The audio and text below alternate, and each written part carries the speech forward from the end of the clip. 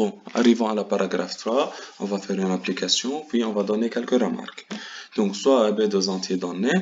La première question, c'est de déterminer le PGCD et le PPCM, puis on va vérifier une relation, une égalité qui est toujours vraie.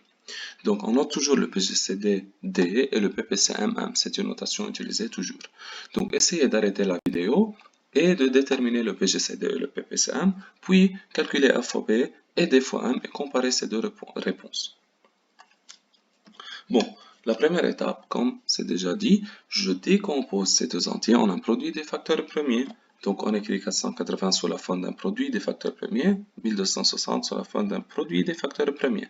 Maintenant, pour calculer le PGCD, je cherche toujours les facteurs qui sont communs.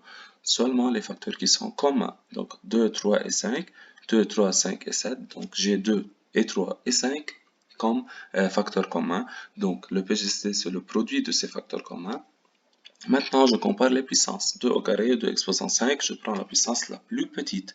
Donc, entre 2 au carré et 2 exposant 5, 2 au carré, c'est la puissance la plus petite. Ainsi pour 3 et 5. Puis le PPCM, je vous rappelle, je prends le produit de tous les facteurs premiers.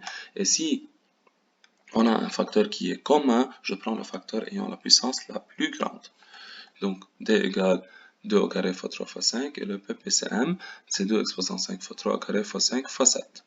Maintenant, la question 2, je dois calculer A fois B et D fois M. Attention, je mets A sous la forme de produit des facteurs premiers, B sous la forme de produit des facteurs premiers, et j'applique les formules de la puissance.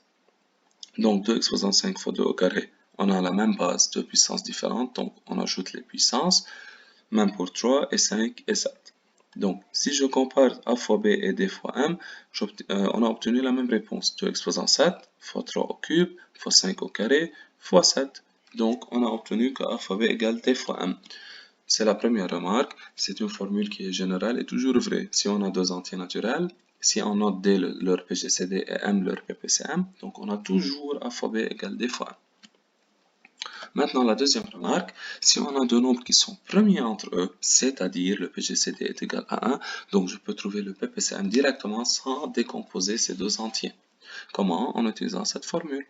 Si le PGCD est égal à 1, donc D c'est 1, donc si je fais M fois 1, c'est toujours M, car tout nombre multiplié par 1 c'est le nombre lui-même. Donc, si je sais que le PGCD est égal à 1, alors directement le PPCM, c'est le produit de ces deux entiers. C'est 2 fois 15.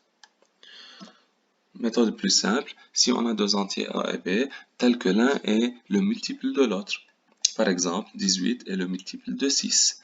Donc, le PGCD, c'est toujours le nombre le plus petit, le PPCM, c'est toujours le nombre le plus grand, sans décomposer ces deux entiers.